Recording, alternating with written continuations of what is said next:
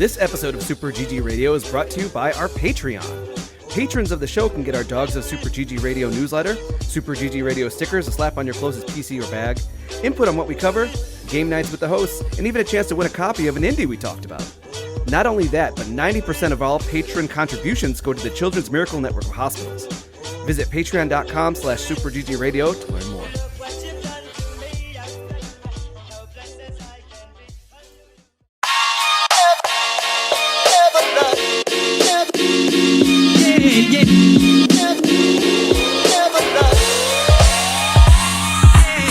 What's good, Internet, and welcome to session 259 of Super GG Radio, where friends chat about video games and all things adjacent.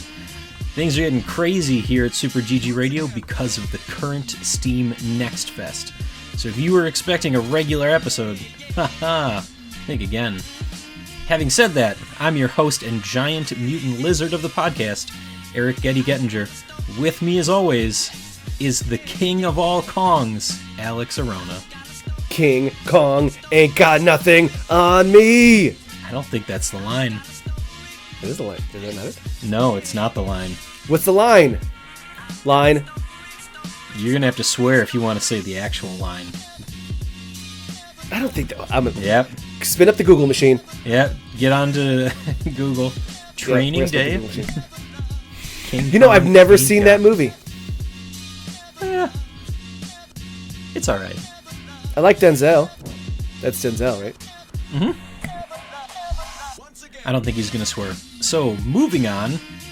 We're running low on other kaiju this week. So let me introduce Mechanized Version, who might be the end of humanity. Alec Parks? So, you know, I was looking up a lot of Mechagodzilla facts, and in the most recent incarnation, he stands at 400 feet tall and is operated telepathically from a cyber neural network developed from King Ghidorah's surviving brain. That was more than I knew. I know. I feel like it's good, though. We need more Godzilla facts on this podcast. Idea for a segment, just Godzilla facts. We have enough segments. Phil's already sending me samples for the... It's for the rumor segment. Sorry, I did hear it. You're right, he does swear. Yeah, I know. Huh. Denzel How swears. How often do we do this? Where you have to check the internet and you're like, oh, you're right. You're not putting that on a soundboard, Getty. Feels like it happens at least once a week. All right. Well, kids, it finally happened. Kurt Russell came out of retirement to fight Joel, and that's why he isn't here this week. Kurt Russell? Oh, man. Kurt Russell. He's done. He's done. He's Joel so done. Or Kurt Russell? Joel. Both of them. Snake Plissken? No, thank you. Right? Yeah. A little bit of escape from L.A., a little escape from New York, what have you. Hmm? He was also in The Thing. That's a good movie. They're making a game of that. They're remastering it. There we go. When was the game? What was it originally for? PS2. Really? Yeah. I didn't realize. So if you want to relive memories of horror, there you go. But this week, we have a double dose of early adopters. We're going to go from the dungeon all the way into the sky.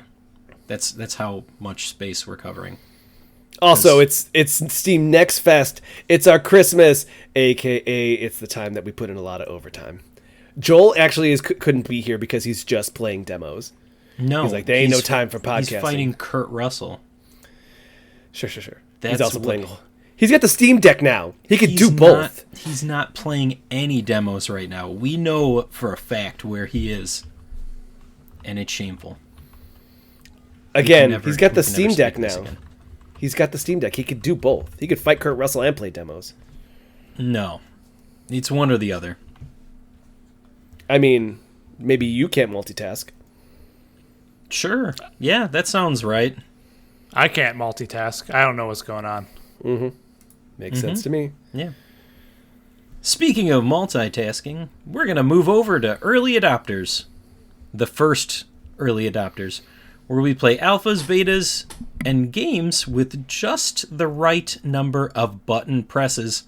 Hey guys, you ever heard about one button bosses? But it's button BTN. So one BTN bosses. One button bosses. This was awesome. This one, it has a lot of cool stuff and a lot of terrifying elements to it. So let's jump into it. It is a 2D plane, and you control a ship that just goes around on a path, firing, and you're fighting against different bosses, and the only thing that you have that you can do is press a button to reverse the way that you are going. So you are on a circle track. Boss is in the center, and you're just going around the circle. You press the button to go back the other way. Circles, stars, squares, rhombi. Sometimes there's a portal that will teleport you from one side to the other. That's just a line. That one was really messed up. Just a curved line, and you have to go from portal to portal, or you can try and zigzag. Well, not really zigzag, but like hit the button enough so that you can dodge the shots. And every single one of the bosses has a gimmick. They are shooting different stuff at you. Some of them slow-moving projectiles. Sometimes it'll be a shape that appears on the screen, but it doesn't just appear. You've got like this little safety window, so it'll show you where is going to be unsafe for you to land, and then the shape grows in there. So you have a bit of time to move out of the way. Except for, I'll tell you, I did the whatever optional mode at the end of the demo, which has the Slay the Spire little map, and you can fight battles as you try and get to the top. Yeah. One of the bosses, he just had a move that landed directly on the entire track. How do you dodge that? Can't dodge it. So you are already at a handicap there. You lose one of your lives. So you get 3 hits for the stage. If you exceed those hits, it's game over. But how do you attack, Getty? It's auto attack. And what happens if you press the button to your attacks? So as you're going, the attacks get bigger, more powerful, and faster. But every time you press the button to change directions to do your movement action, it will decrease the speed and intensity of your weapon. And your speed. Yeah. I definitely liked the variation, though. I liked how the movement went. I felt like it was very intense. I felt like it definitely got the point across how easy it was. At one point, I just had the controller in one hand and was just hitting the button and focusing everywhere else. You used a controller for this? I did. I sure did. Yeah. I used one of these things. It's called a spacebar. What's that? It's a spacebar. Seems like you have more effort than me. Really? I was doing this. Mm-hmm. I don't know. That doesn't seem like a lot of effort. Write in if you think that pressing your thumb versus pressing a other button, spacebar, is which one's more effort? Which is more effort? Using your index finger to press the spacebar, or your thumb to press the X button? I think it depends on whether you have a mechanical keyboard or a membrane keyboard. There you go. It could be either. But I think this is fun. I think that especially considering that like the amount of variety and like different concepts and ways they were putting the bosses out there was pretty quick and easy. I thought that they had a good like sense of humor in a lot of ways, especially considering that there was like, oh, this is a welcome to the company. This is the head of HR, and it was like that was the boss, and then it was, oh, this is the head of this other part. And so they would have these little like terms like it's a business, like a corporation, and it was very fun. I thought that kept me like going a little like couple sentences here and there. Oh yeah, the very first boss you fight was the head of HR. Yeah. Yeah. Which was the hint? It was the hint robot, HR hint robot. Mm-hmm. Yeah. So that mode, just this regular mode that they have, is all right. But the optional mode at the end of the demo where you can like pick the nodes as you progress through the map, trying to get unlocks, and you can upgrade your little craft. That's where I had a lot of fun. So the demo itself was only 4 stages, but then you open this whole other... I don't even know what it was called, but it was infinitely more entertaining to me than the regular single-player stuff. Oh, the roguelike mode? Yeah. I didn't touch it. I should, though. But I mean, I think the fact is that I really enjoyed the base mode, so I can imagine that a roguelike mode would also be equally good. Yeah. Well, the upgrades that you get for your ship, it made it a little bit more challenging, a little bit more entertaining. You really have to pick and choose how you want to upgrade. It gives you 3 options after you complete a stage. So I recommend checking it out. All right. So what do you think, guys? 1-button bosses? Who pressed wish list? Well, This I guy pressed did. wish list. Hell yeah. All right. Yep. It's good stuff. That's a rec from me, so. Alex knows a thing or two about a thing or two. Alex Game Day Arona. Game day? Day 1. There we I got go. confused. There you go. Can't even get your own nickname right. I didn't make it. I have the badge that I'm gonna give the badge to Getty just so he can feel very happy about that. Yeah. Those are the best kind of nicknames, the ones that are given to you. Yep. All right. That's okay, guy. So many choices here. So many choices. What do we go with next?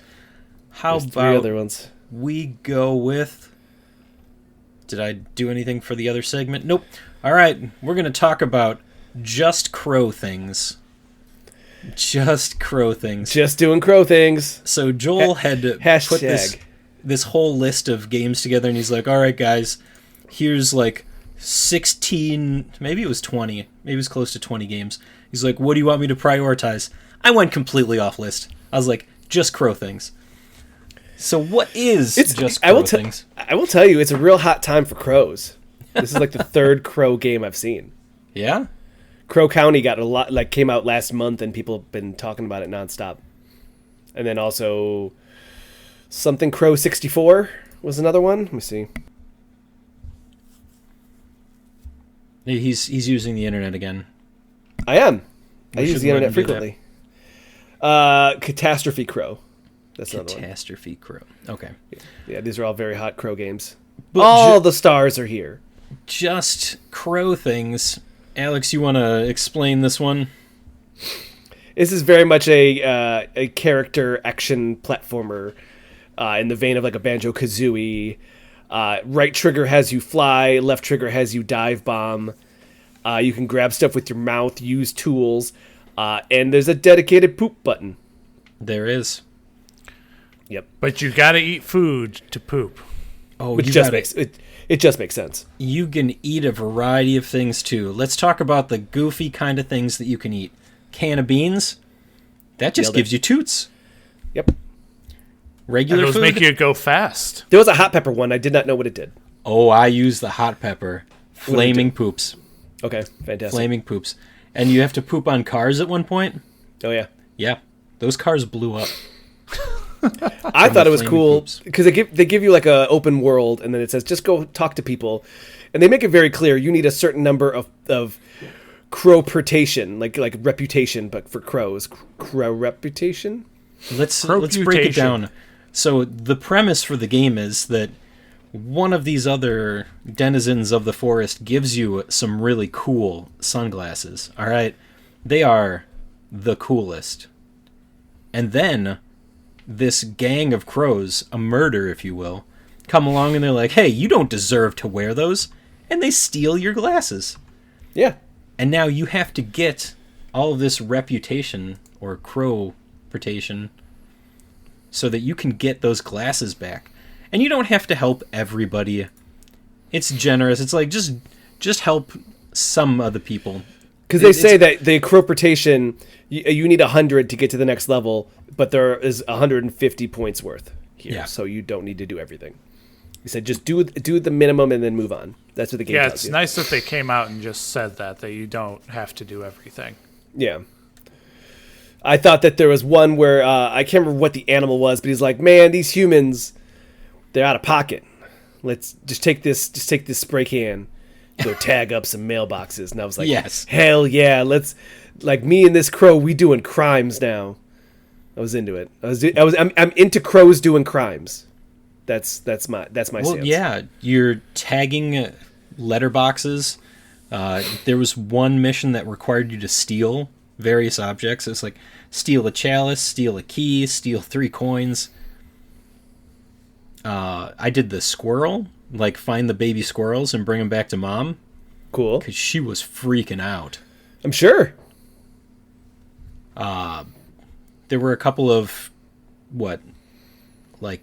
courses that you could do, flying through hoops, and even one that was a speed run, just trying to get as quickly as, I think all of them are speed runs though, right? Any of the routes that you do.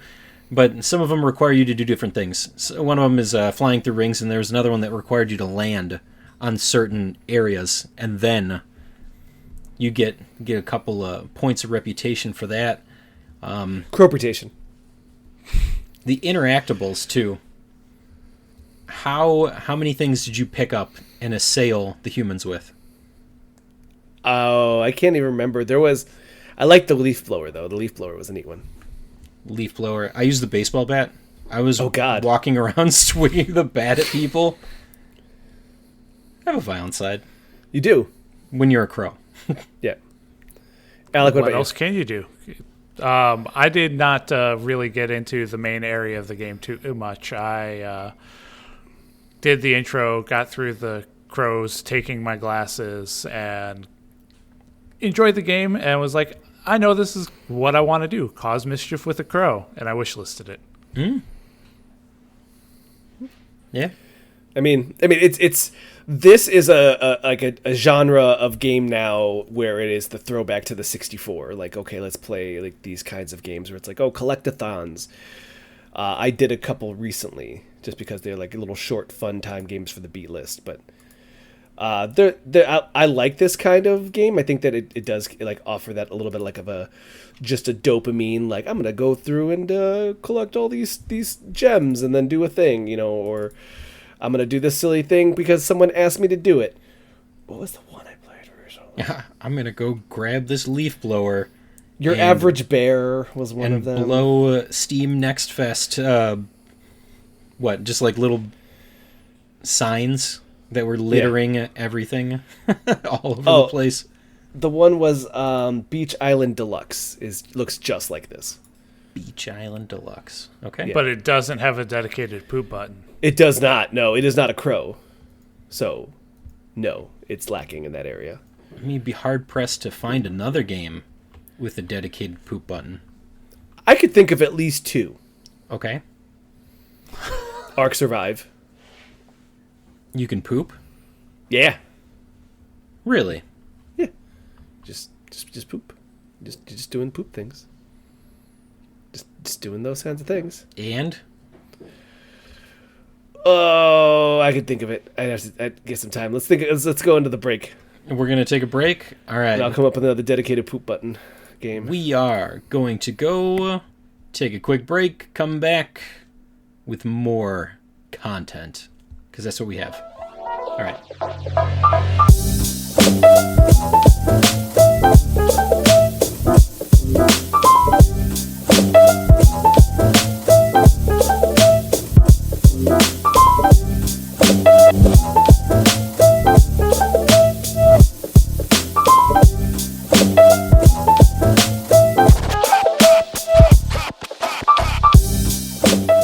We're back. Alec, what were you saying now? Say more.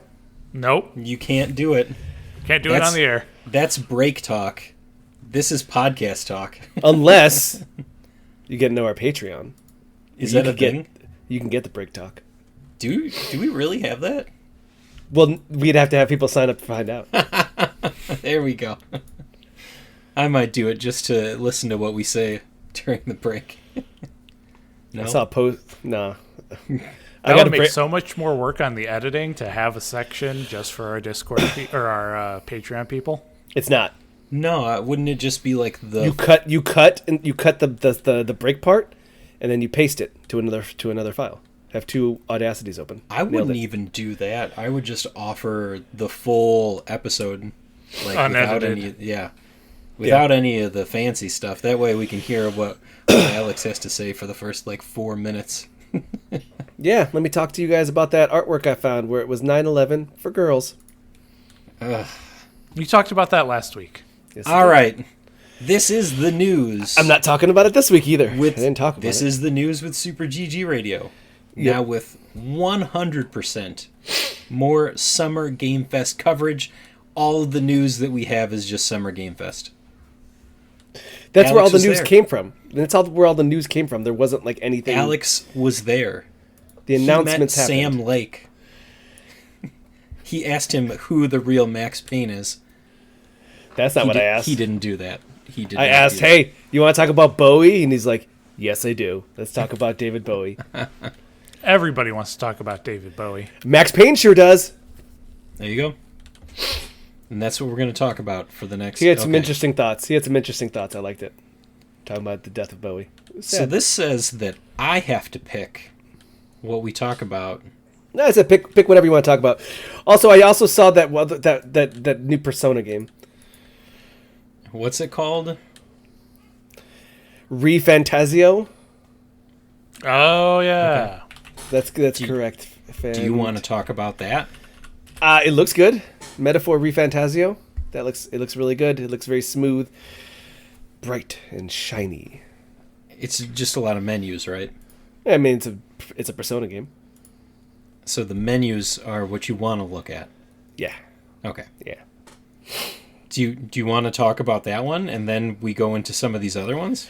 I didn't get a chance to play too much of it. I saw it and I was like, this game looks beautiful, and it's really high intensity action, more of a Persona 5 that I'd want to see.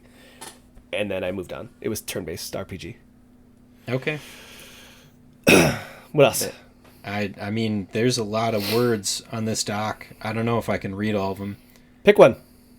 How about we talk about not the ones that you want to talk about? Because there is one I want to talk about. I have a story for it. But continue. Yeah, we can do... I assume it's Monster Hunter Wilds? Is that what you want to talk about? No? Aloft. Okay. Aloft. Let's talk about Aloft.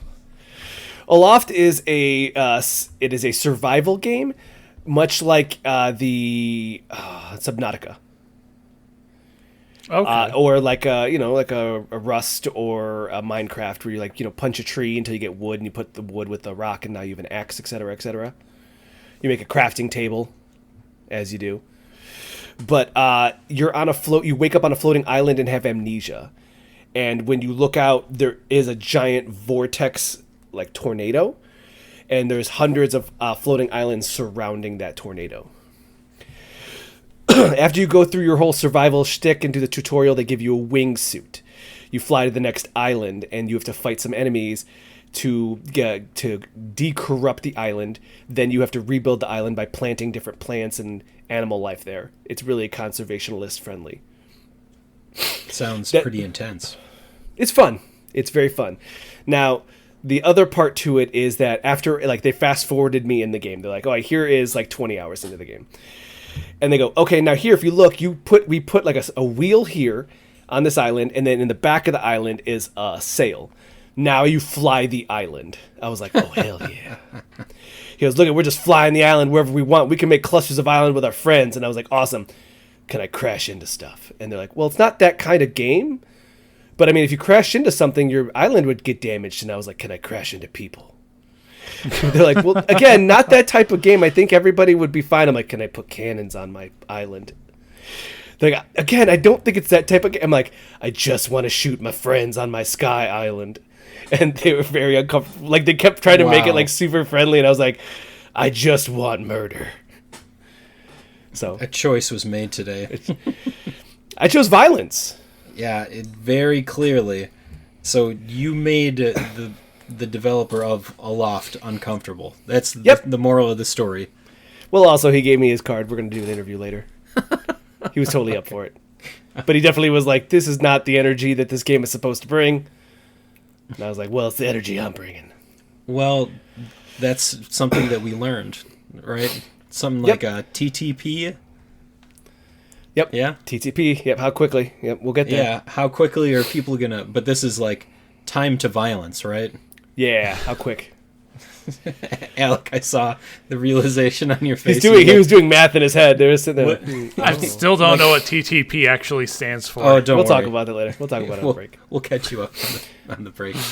Which you could hear if you're part of our Patreon. So, Aloft it just seemed like a fun premise. I have played a bunch of these survival games now, just considering that we're trying to look for beta breakdowns. I have one right now that I'm playing that I'm just kind of like losing steam on real hard just because the twist isn't that cool. So seeing Aloft to have such a cool and interesting twist that was unique and stood out to me, especially like having the wingsuit.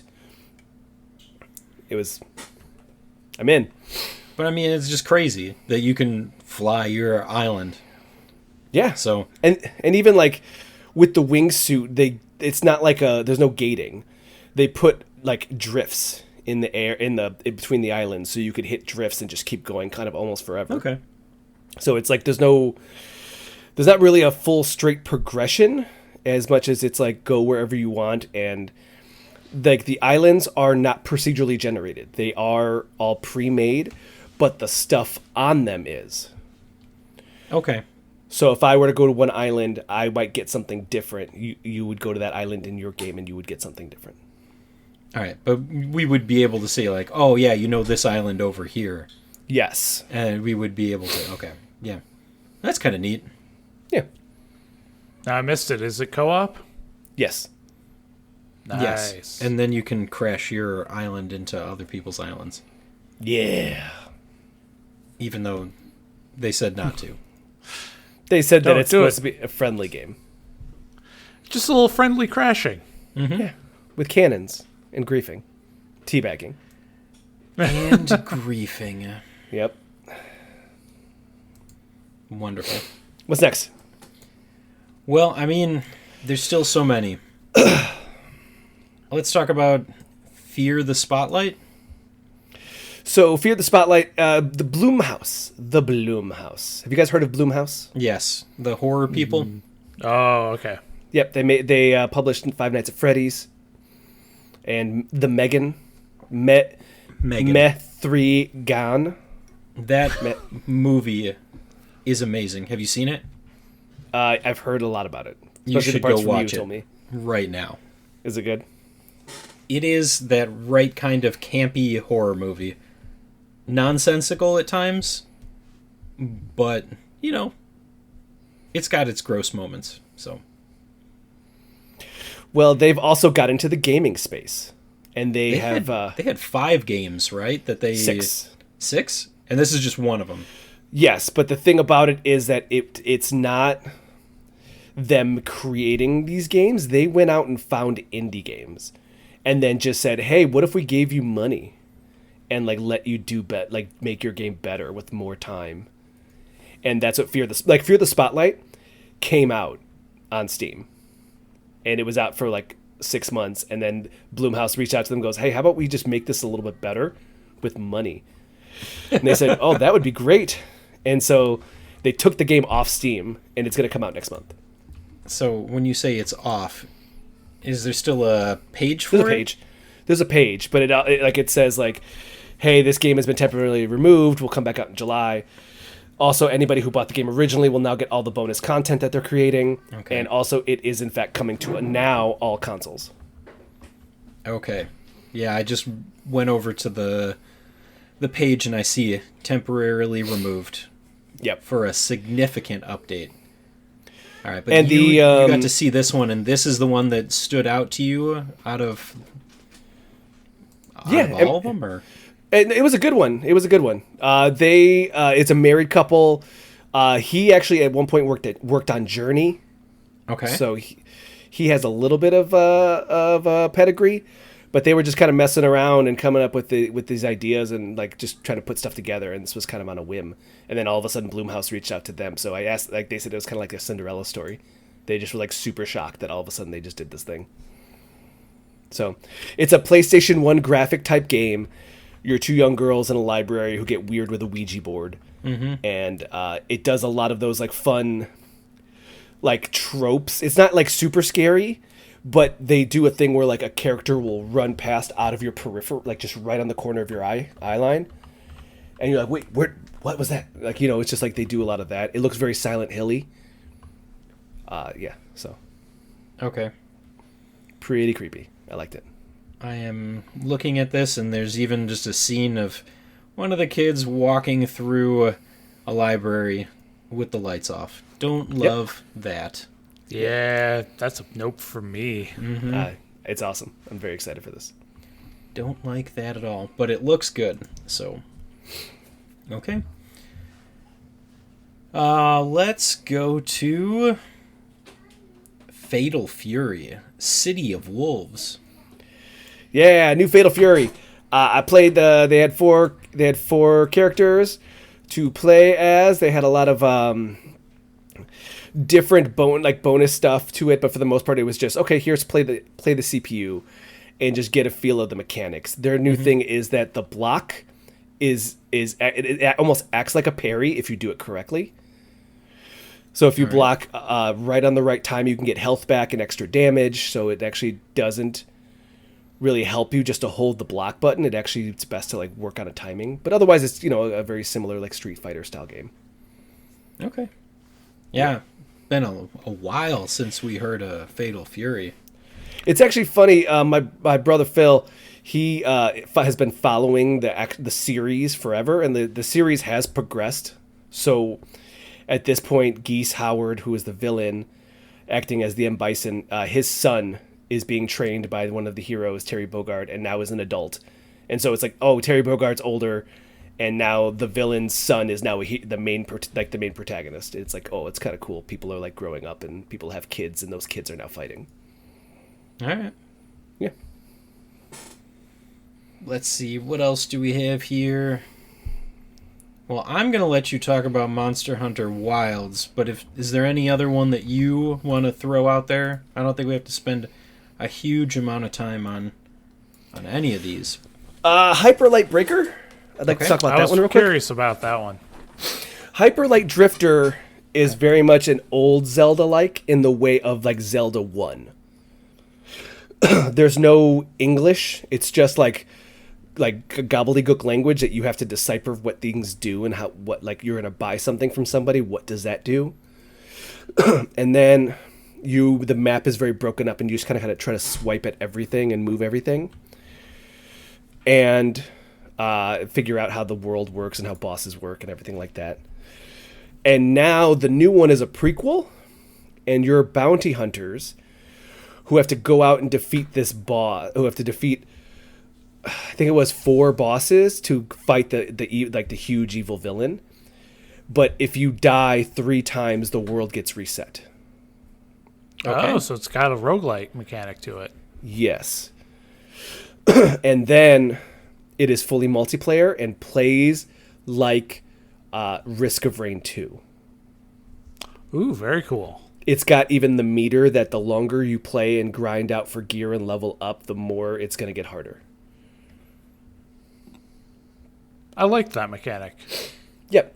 So it's got a rogue style element where you have to beat, it's almost not a boss rush, but also you do want to grind out gear and like level up your weapons until you get to the step to fight the bosses, but you also want to do it like in a nice little row, because you have to do it. If you don't do them all in a row, you can never fight the main boss.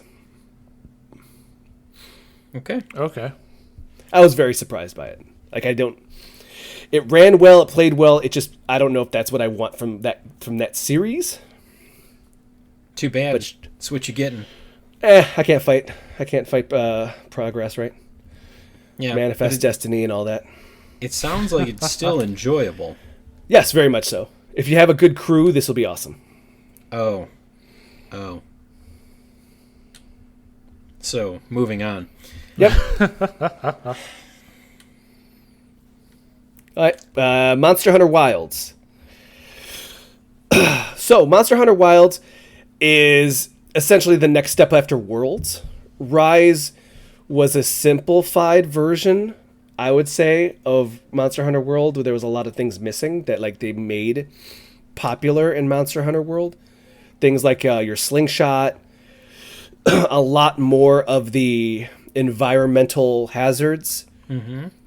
They didn't really have that in Rise.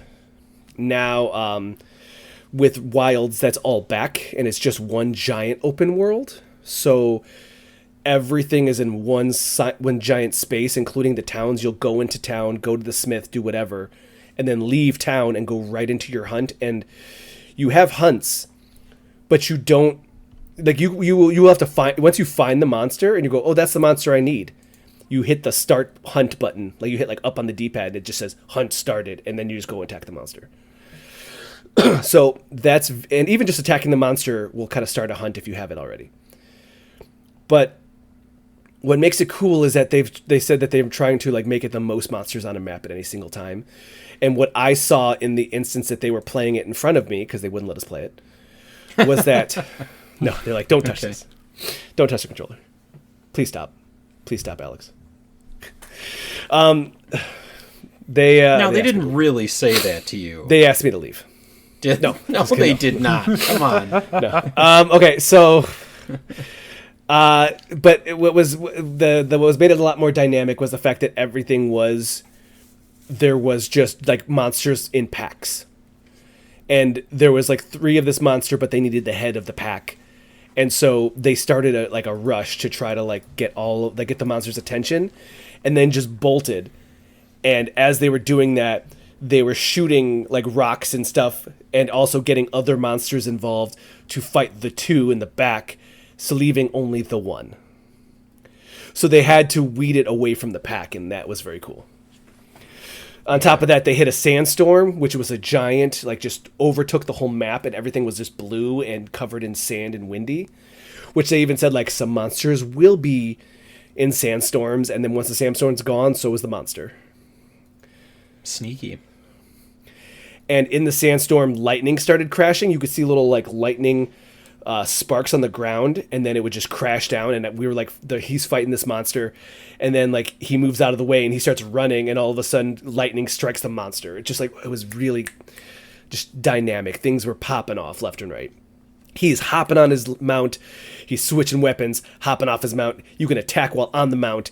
He is constantly hopping off, hopping on, hopping off. It was just back and forth all the time. It was so cool. It was just in the hunt, like in true Monster Hunter fashion, in a regular, because Alec, I know you said like we blow past monsters pretty easy. This hunt was like 30 minutes. Oh, wow. So we watched for like a full 30 minutes of him like in this hunt. It was really cool. A full 30-minute hunt. And then he also did the flare. He shot the flare, and like a bunch of like NPCs came in, which is cool because that's like a pretty classic trope to like get some multiplayer going. Also, we did see one cool cat animation. The when you start a mission, you have a little base camp. Yeah. You don't have that. You don't have like a hub and then a base camp anymore. So there are certain parts where it'll just like show a blue highlight, and you can pull a base camp there, a mobile base camp. Okay. So 3 cats come parachuting in, all on one parachute, and once the parachute touches down, they like put a bunch of sticks in it, and that's your tent. And so like it's a whole cute thing because he goes base camp there, and all of a sudden you see like a little animation of them hang gliding down, and they get it all set up. And but at one point apparently, and this wasn't me, another journalist had described to me that he was like, because for us he goes I'm gonna change my weapons. What weapons do you guys want to see? And that's kind of how we knew it was live. I called out Charge Blade, and he pulled out the Charge Blade. Someone called out double daggers, and he pulled that out. We asked for the horn, but he didn't pull out the horn. Oh, you got to pull out the horn. Yeah, but I digress. Another journalist telling me that they were going to do that, but the monster, while they were fighting, demolished their camp. Really? And he goes, yeah, they couldn't change weapons in this demo because they'd have to go all the way back into town. And I was like, that is hilarious. Like, I'm into that. I would not have expected that to be the case, but makes it more dynamic. Yeah, no, that's exactly it. That's the whole point, is that it's like, oh yeah, it's pretty dynamic. You could do whatever you want. Like, there's a lot of stuff happening at once. Monster in this hunt, this 30-minute hunt, the monster he was hunting, it probably ran into and got into fights with like at least 3 other monsters. There were sand pits. That might be too many monsters. There were sand pits and quicksand and apparently there's season changes, day-night cycles. Ooh. It's a lot. Like mid fight, the leaves start to fall off the trees, kind of. I think it was after I think it was like after the sandstorm. He's like, oh, now we're in a season of plenty, but we didn't like, you really couldn't ask questions. They were pretty like, this is what we're explaining to you. Don't ask. So it's cool. Awesome. Yeah. Don't ask, because we won't tell you. I loved it. Every second of it. All the new stuff. At one point, there are routes that your little mount can parkour around, like wall run on your little mount. I was like, oh, that's so sick. So that was Monster Hunter Wilds. That could have just been a whole segment by itself, couldn't it have? It really could have been. Next.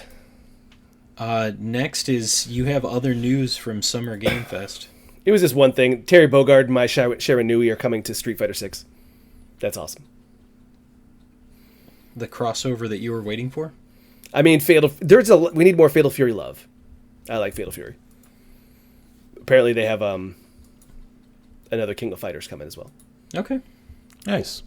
So unrelated, as I'm browsing Steam because I can't focus on anything, did you see the Kingdom Hearts drop today? Yeah. Yep. I think we announced that at some point. I don't remember this at all. We didn't announce anything. I think it was in the rumor mill, and then you didn't believe me. Everything happens in the rumor mill on a long enough timeline. Yeah. That's how it works. All you have to do is make up some stuff, and eventually it'll come true. Sorry, what was that? We just have to make up stuff? Because the last time I suggested that we make up stuff, you were like, that's not how any of this works. Did you hear about that there's more Final Fantasy IX leaks? Yeah. Alex, I have a real question here. Oh, by the way, Getty, I saw the first clip from the Borderlands movie. It ain't looking good. But it's a movie. But it's real. It's real, but it looks like an SNL skit. But it's a movie. A B movie at best, C movie top. The bet that you had with Joel was it is a movie, so I would never bet more than $20. If we go back and check the tapes, I told you to check the tapes. I told you to check the tapes. Give me the audio clip. Clip it, baby. Why can't you be held accountable for anything you do or say? Because you don't have evidence. A serious question. Yeah. Monster Hunter Stories. Uh-huh. Is this my speed? What do you want out of Monster Hunter? If you want a Pokemon, yes. Okay, that's all I wanted to know. Yeah. It is being unlocked on Steam in approximately 1 hour. Yeah. I'm sure it's good. Looks nice. I think that might be my Monster Hunter. All right. We got freebies inbound. Freebies.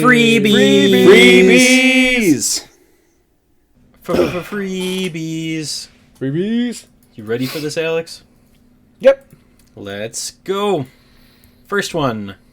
Red Out 2 on the Epic Games Store. Okay, hold on. It's here. Stop. All right, there you go. Pull it up. The fastest racing game in the universe. Red Out 2 is a tribute to classic arcade racing games and the sequel to the critically acclaimed Red Out. I've never heard of that series. While racing through the dystopian wasteland of semi-abandoned Earth is one of the galaxy's most popular sports. It's kind of weird, semi-abandoned. Well, yeah. That's how it's it like should a golf. This is a golf club wasteland situation. Only the poor had to stay. Only one way to find out. Looks like you're playing Red Out 2. Sounds like it. Next, Hamster Playground over on Steam.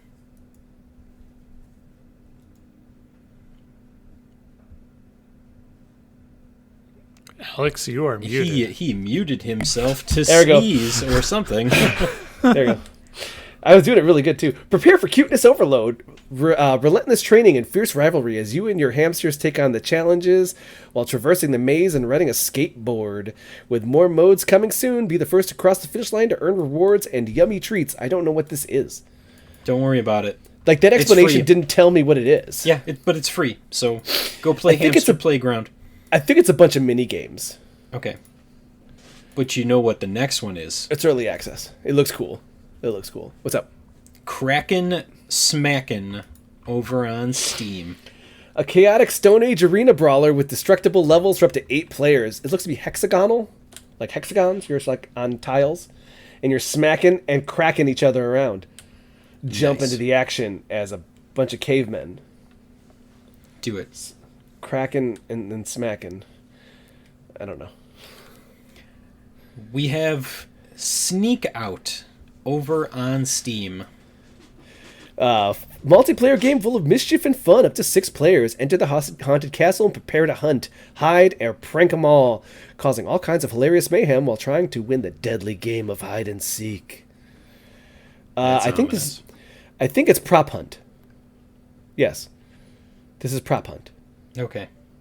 It looks fun. I'm gonna just add this to cart. All right. That's why we do freebies. Yeah. And then, any idea where this last one is? High School Hills, Dreams and Nightmares on Steam. Okay. Play as Bo, a teen who moves to High School Hills, where dreams and nightmares merge with reality. After your mother mysteriously vanishes, you're caught in a quest that spans 2 worlds. Encounter real-time combat puzzles and choice-driven story in the top-down pixel art adventure. Awesome. Yep, looks all right. We did it, guys. We made it through the news. Woo! This one actually is not... Hold on. This is soon to come out. This is a request access situation. So maybe it's not free? It will be free. It'll be free. Yeah. This is like that other game. You heard it here on Super GG Radio. This might be a rumor, but High School Hills, Dreams and Nightmares, probably free. I gotta give Phil some feedback. All right. Let's huddle up and finish strong. We're going to take a quick break. See you on the other side.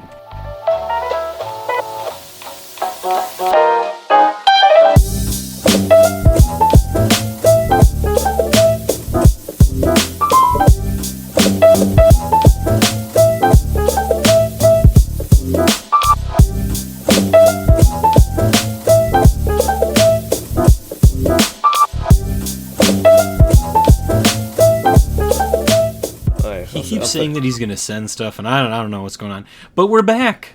Back with more early adopters. Aw, psych out. You like how that... No, okay. Psych. So we are going to talk about Dungeons and Degenerate Gamblers. How did it go? If you've been hit, or if you've been duped with the Balatro pill, is that what? Yep. Yeah, I think so. Something along those lines.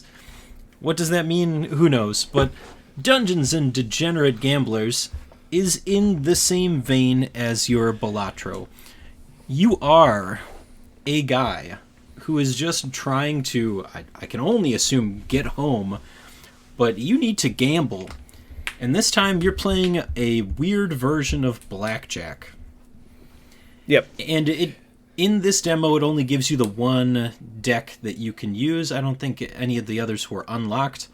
But depending on the suit that you select, there are different advantages or disadvantages that you would experience in a playthrough. But you go level by level, choosing between a couple of options, and then it usually degrading into having to play blackjack. And a very weird, truly weird version of blackjack. Because if it were just you had all 52 cards in a deck? Yeah. Then it would be probably fine. But in this case, you just get one suit. And then you get unlocks. And each time you defeat somebody, you can select a card, or you get chips for defeating them, and then you can use those chips to take a glimpse at one of the optional things that you can select. But it has a lot of different stuff going on. Run-based, obviously, and just some of the goofiest mechanics I think I've ever seen when it comes to blackjack. So the blackjack, the way it works is that whatever, if you lose, say you do it, I stay on an 18 and someone gets a 21, I take 3 points of damage. Mm-hmm. So what you really don't want to do is bust. Yeah, so at a certain bad. So at a certain, because the busting gives you 0 points. And therefore, if they have like a 15, you're just taking a giant 15 points of damage. Then, as you progress, there starts to be more mechanics to it where you'll get a card that will give you, like I had a -9. Yeah. Or I had a joker that would clone a king. But it wasn't explicitly explained. Like, it said like a punch card. Did you like the punch card? Yeah, that if you keep using, if it keeps coming up, that you will eventually get a automatic 21. If it came up 7 times, which it didn't for me, but before I lost. And let me climb on to my soapbox here. Man, let me tell you about the card that is 21. You can get a card that is 21. Really? Yes. So that's cool. If you get that card, it's great. If you hit and get that card, it is awful. Yeah. It's a very big catch-22. No, it's 21, Alex. Nailed it. Say more. All right. Yeah, so you do get these like fun cards that you could use some of your winnings for.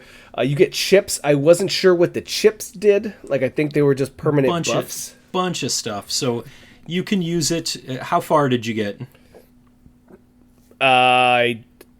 Fifth or sixth person. Okay, I got to the end of the demo. I made it and I beat Alucard because it lets you. Yeah, it lets you pick between a different path. But so in the route that I played, in the original inn, you can use coins to rest. If you decide to rest at one point, it's like 65 will get you a full night's rest and you heal this many hit points. Otherwise, you can like choose not to rest and you take damage. Otherwise, you can find shops where it's like, oh, you can buy more cards here. And then at the end of a match with another player, there is always a 4th card. So it gives you 3 options, normally regular cards, and then the 4th one that you can pay to unlock it, and then you can choose that one. Yeah, okay. I actually had a card that let me set the value of it to whatever I wanted, but then I lost twice as many coins as the value I set it to. Okay. Or chips. Yeah. So potentially that could be really good, but if you're running low on chips. Yep. And then there was this other mechanic that was not explained very well at all, but I really liked it. It was called Advantage. So whenever you win a hand, you get an advantage chip. And then there was an unlock for a pack of cards, and it would be 6 cards, 5 or 6 cards. So if you hit and the pack of cards popped up, you would get all the cards in your hand, and you'd have to spend an advantage in order to play any of the cards in your hand. And those were just randomized. That was really fun. I didn't come across any of those. I don't know what you said. Okay, I got really deep into this, guys.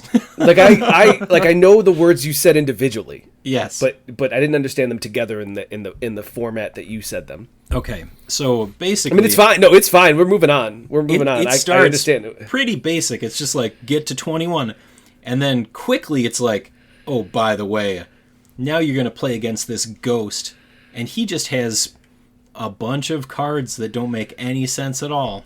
Like, okay, I can do that. I played against a rat, and he had note cards, and the note card would allow him to swap out like that for another card in his deck.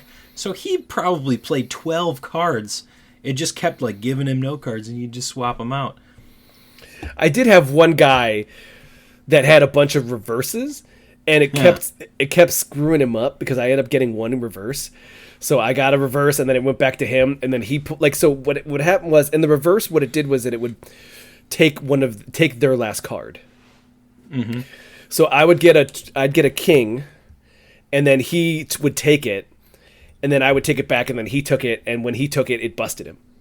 Oh yeah. And I was like, I don't know why. I don't know. I mean, I guess you couldn't. You can't control though. You cannot. You can't control when that happens. It's like a random Unless thing. you get one of those packs of cards and you burn one of your advantages to play a random. Well, you pick the card that you play, but those are the ones you can select to play. Otherwise, it's blackjack. You're just hoping that the next card isn't going to bust you.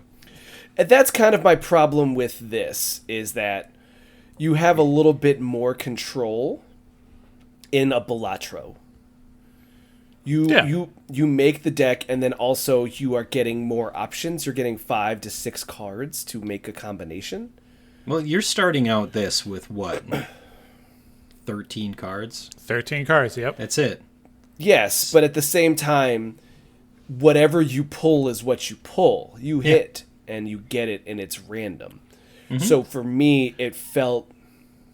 Start counting those cards, Alex. You can inspect the deck at any time to see what's left that you can possibly draw. Yeah, understood. And you can check your discard. Understood. I just don't feel like it really put me in a spot that I wanted to be in. Like I never, like despite having that capability, I still didn't ever really feel in control. I felt random. It's gambling. You're not supposed to be in control. Yeah, it's not supposed. Balatro's not gambling.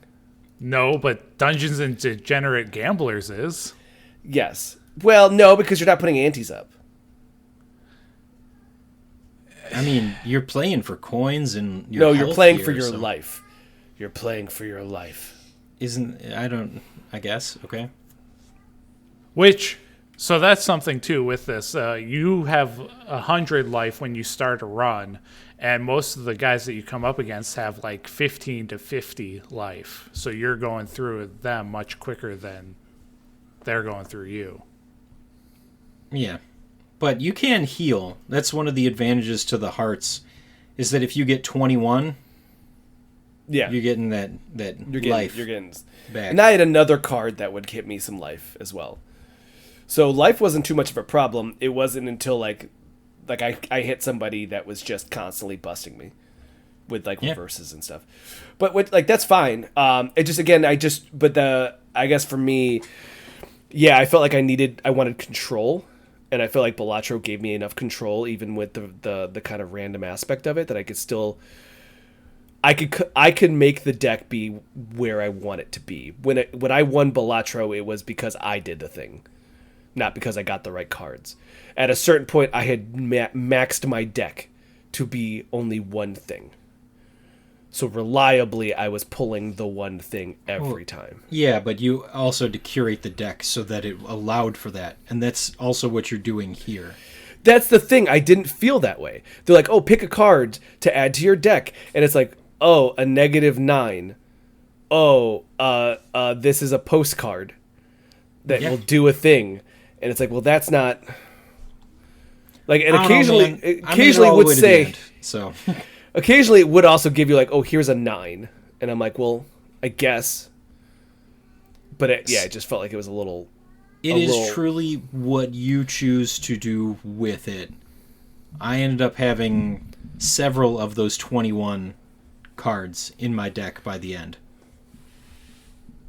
And I had some cards that allowed me to, fish a card from my discard pile and put it on top of my deck, and in some cases fish out of my deck and put that as the next card. Nice. So if I so choose to do it, but there are a lot of different things that are going on. Is it perfect? I don't think by any means. It's a lot of mechanics that need to be explained a little bit better, and I think that just getting dumped into it, it's a little rough. But I had fun with this one. I definitely wishlisted Dungeons and Degenerate Gamblers. Just to spite Joel. Sounds good. Real quick, Getty. Hot off the rumor mill. We skipped that segment this week. You didn't put in a rumor. Jason Schreier Who's that? confirms Final Fantasy Tactics Remaster is real and is happening at Square Enix. Who's that? Jason Schreier of the Wall Street Journal? Speaking of games that I wish listed, hey guys, hope you like this one. It's called Thank Goodness You're Here. Thank goodness you're here. Alec, did you have an opportunity to experience? Bloomberg. He's at Bloomberg. I did play Thank Goodness You're Here for all of about 15 minutes before I just got so frustrated with the experience that I Really? Yeah. Really? I have to say I had the opposite experience, but tell me, what happened?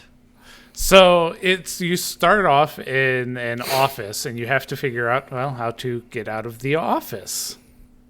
And you eventually figure you have two buttons that you can really use to move to interact with the world. You can punch and you can jump. Yep. And to tell me that you didn't just walk around punching everything. Everything! I walked around punching everything. Because that's the first thing that I was like, I can punch. I can punch. I punched so many people in the butt. I was punching butts. Yes. All day. Punching butts all day. That's and what I'm there's a saying. guy, when you get to the second area, with his arm just in a sewer stuck. grate, and Yeah. I'm just I would punch his wailing on butt. him. Yeah, it's like one of those like, you know, the punching bags that you just go brr, brr, brr, brr. Yeah. Speed bags. Speed bags. I was speed bagging his butt. That's what I was doing. Yeah. I don't know. It did not do it for me. I was having that freedom of, hey, go look for something to help me lube my arm out. Okay, I thought I was supposed to be meeting with the mayor. I guess I'll run around and look for lube. And hey, I can't go to this deli because somebody lost the keys. I guess I'll look for the keys too. There was just too many things. No quest interface. No So I didn't know quest what was interface, yeah. I didn't know what was important and what wasn't. So we'll take 2 steps back. What is Thank Goodness You're Here? It is It is a British cartoon. It is a Monty Python cartoon. but Flying it's circus. not quite point and click. You are controlling your character, but it is I don't want to call it an adventure game. I guess it's an adventure puzzle game. Let's call it that. Do you have a disagreement with it, Alex? No, that sounds great. Okay. I'm just But talking yes. about punching butts. It is in this goofy art style that reminds me of some Cartoon Network. It reminds me of like Cartoons. a mix of Richard's Scary Busy Town Yes. and like the regular show. Okay. Yeah. Everybody's got like weird body shape. Your guy is like a little yellow man. Yep. And he doesn't say anything. And it really sets the tone, like, right out the gate. Like Alex said, you have to get out of this room. You would think you'd just be able to interact with the door. Nope. You gotta punch the water cooler and then push it over to the window and then jump out the window. I like your boss is like, it happened again. We need another one. It happened again. But this is like, it sets the tone right away. It's like, you jumped out the window, and he's like, the door was right there. It's a 10-story building. But you luckily fall right into the bus that's taking you to this small town so that you can meet the mayor. And they're really, you just are left to your own devices. You walk around and talk to people. There's only a couple things that you can do. It starts with you sitting in the mayor's office. It's like, oh, it's going to be a while. Like, okay, so you go out. So what do? You mow a lawn. Yep. You go to the pub. Oh my God! Can we talk about mowing the lawn? You can Alex, did you talk mow the about- lawn? I did not mow the lawn. So the mowing the lawn sequence. The game is a series of sequences, and they're supposed to be like tangential. So you're going off on tangent after tangent after tangent that all lead to where you need to be. Does that make sense? Yeah. So at one point, some guy's like, "I need you to mow the lawn," and then they just they pan out to just a scene on a hill with 2 flowers just going, "I love you, I love you. Oh, I love you. Over and over and over on repeat.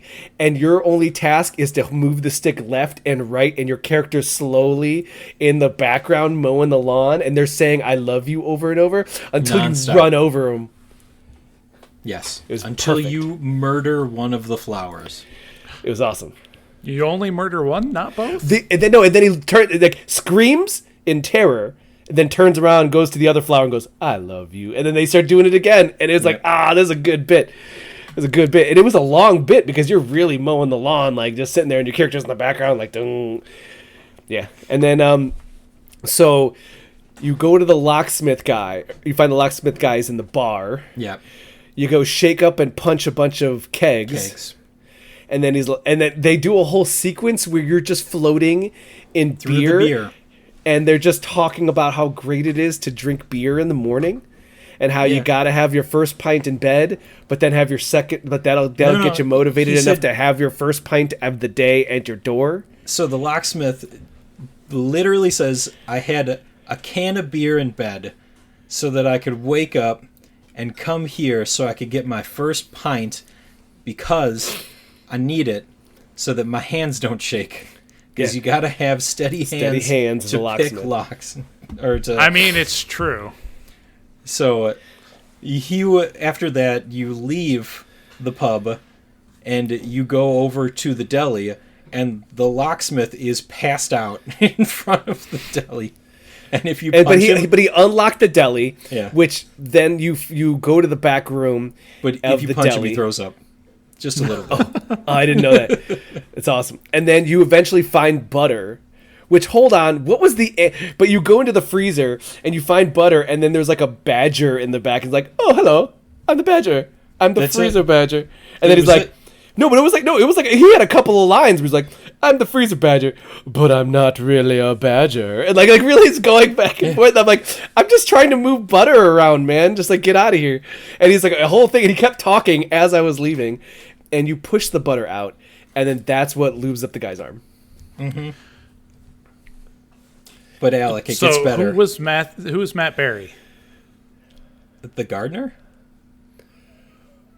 I forgot Matthew Berry was in this, so I did not look for him. I heard it in the gardener's voice. Okay. But Alec, so you do get the butter over to the guy, and you would think that he lubes up his arm. Yeah. He lubes up his armpits, and then he eats the rest of it. No, but he puts does a little both. bit on his arm.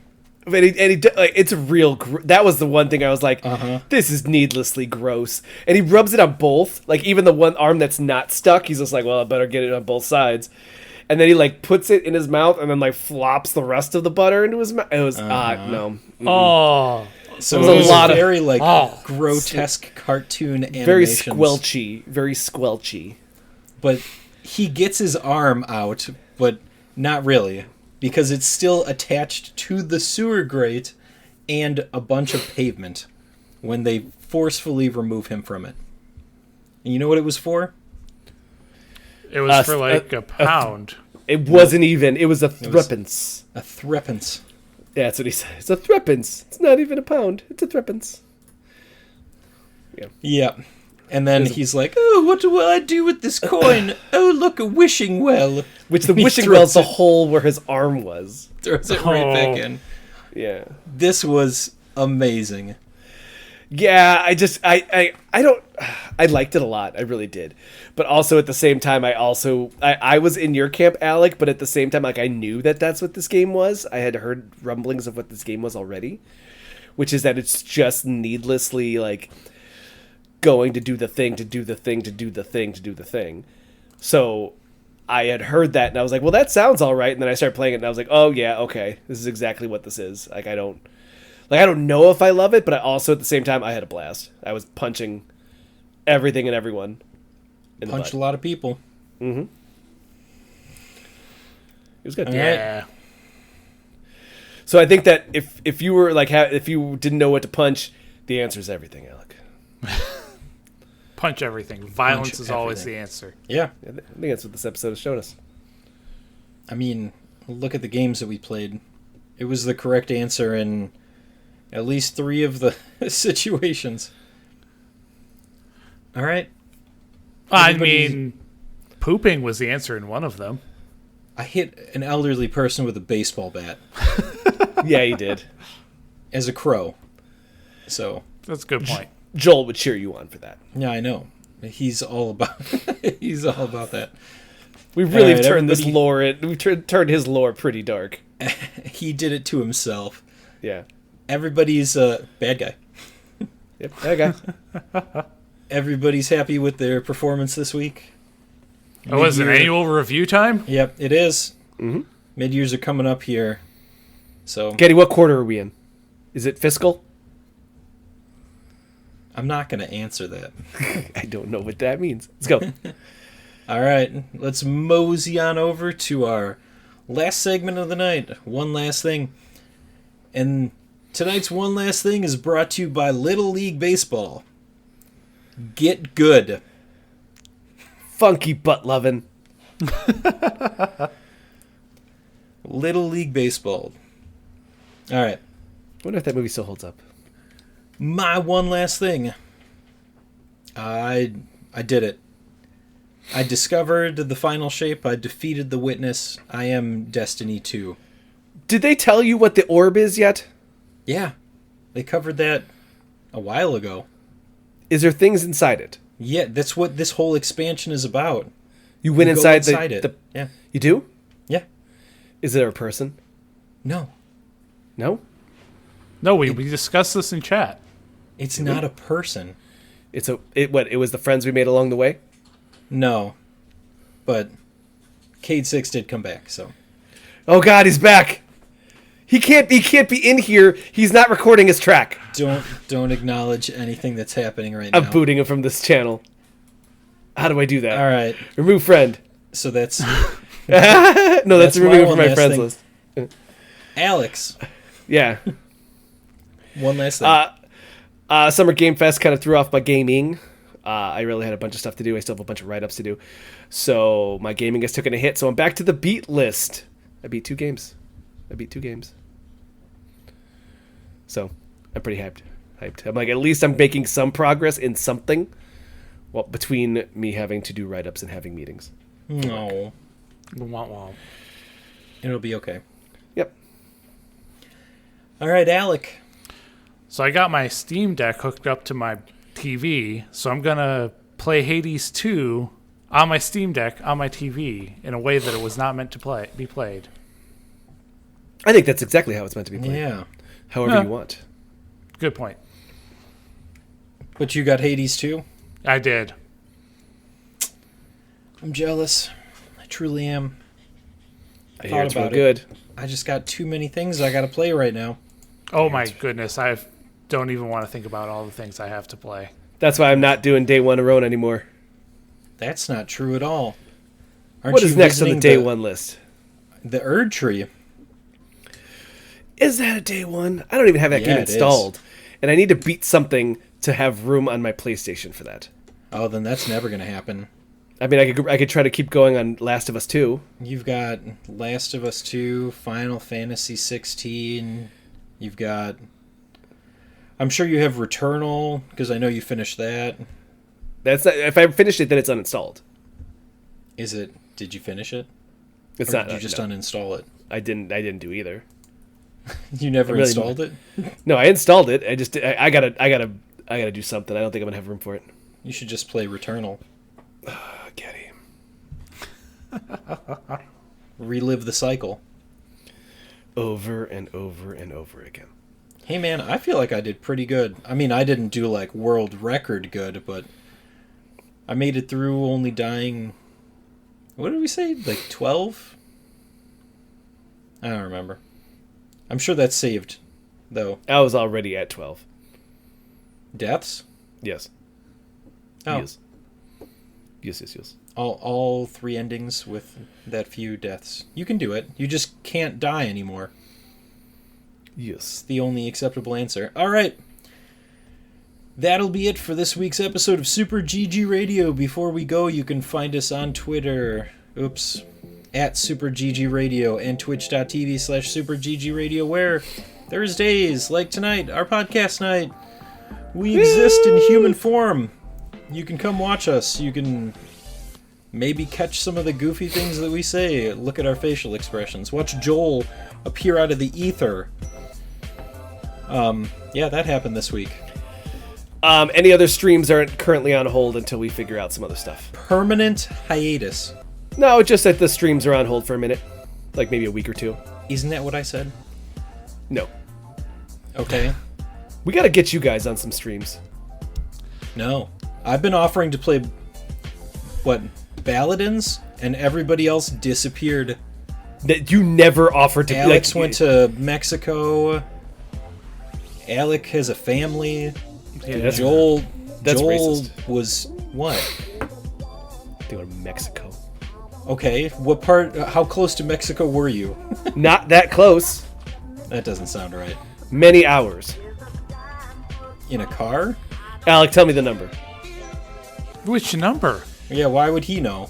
I thought you were Googling it. No.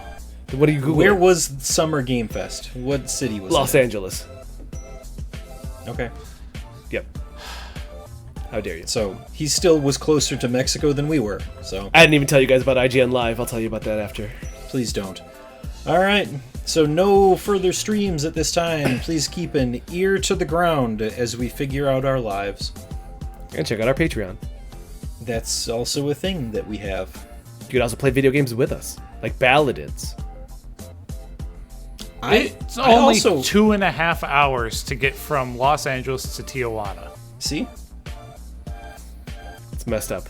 No, that's not messed up. That's why I said... come on. Next. Know your geography. Next. That's it. Oh yeah, I was also going to say, Alex, I reached out to you earlier in the week to tell you that I'm ready to do a beta breakdown, but I never heard anything back from you, so... Did you? Look at my little text message? If you'd like to reach us with questions or input, our email address is mail@superggradio.com, and provide us a review on iTunes or the podcast app of your choice. Thanks for listening, and good game, Alex. GG Getty. Good game, Alec. Good game. Good game, Joel. Oops, he's not here. R.I.P. Little League. Get good.